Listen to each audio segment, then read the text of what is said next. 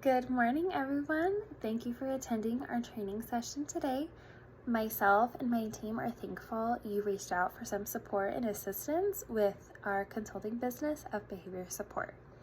We are excited to support Ellison Preschool and support your needs. Just to briefly summarize what your needs were and what the needs we identified were about the current situation. Ellison Preschool serves about 200 students in the urban area. Half of the preschool students receiving speech therapy are nonverbal. About 5 of them are currently using PECs. There are 20 nonverbal students who do not have a method of functional communication besides grunting and pointing. There are 20 classrooms with ranging between 8 to 12 students in each room. On staff, there is a BCBA, a principal, 2 speech therapists, 1 physical therapist, 1 occupational therapist, and about 5 volunteers each day. The current ongoing behavioral issues within the classrooms are taking place during playtime.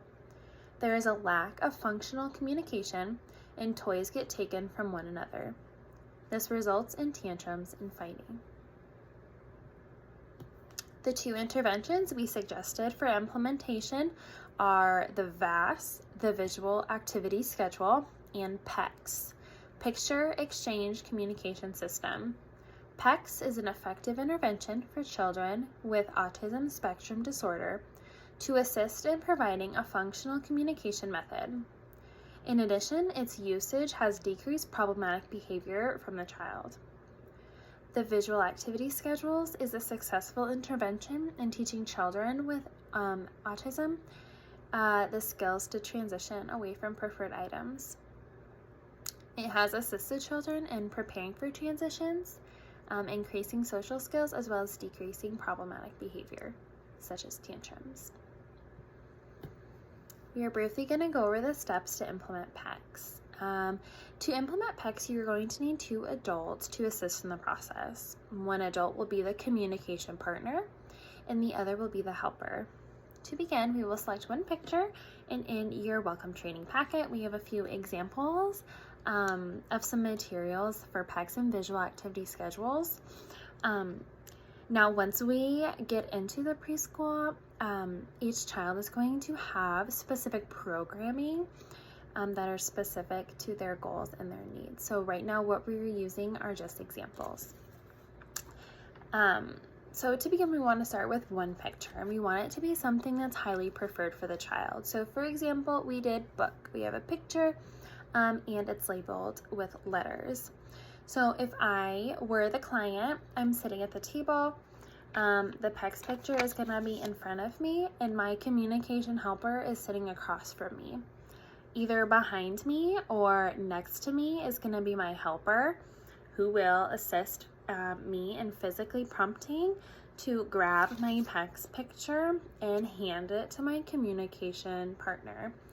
The communication partner, once receiving my PECS image, will reinforce my behavior with the desired item, the book.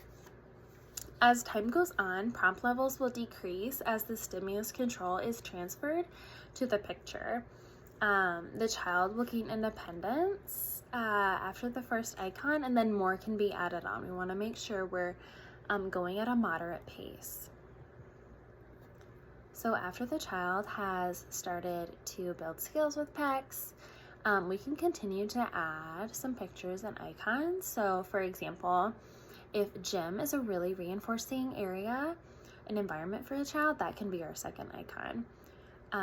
In addition, we also want to make sure the child is seeking out the communication partner, as well as having multiple communication helpers and partners.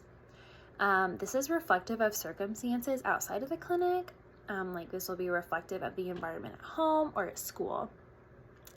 Once the child has met the skill requisites, we can begin to make sentences with the pictures to demonstrate more complete grammar and specific requests. When we are implementing the visual activity schedule, we want to make sure it's displayed for everyone to see and that it incorporates words and pictures appropriately. So here is an example of one that's also in your welcome training packet.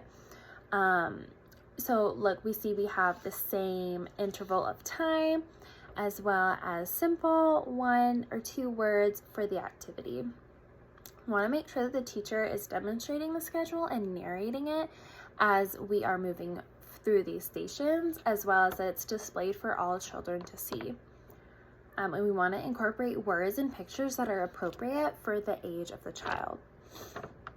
So during the first transitions, the teacher can assist the students in physically prompting to effectively transition from one station to another. And a great way to assist in this is to teach the child that we can cross it off when we're all done, or if they're Velcroed on, we can take them off because we're all done with the activity. And as we fade our prompts through crossing off our schedule or even just transitioning from one station to another, we really want to see that independence gained through the visual schedule.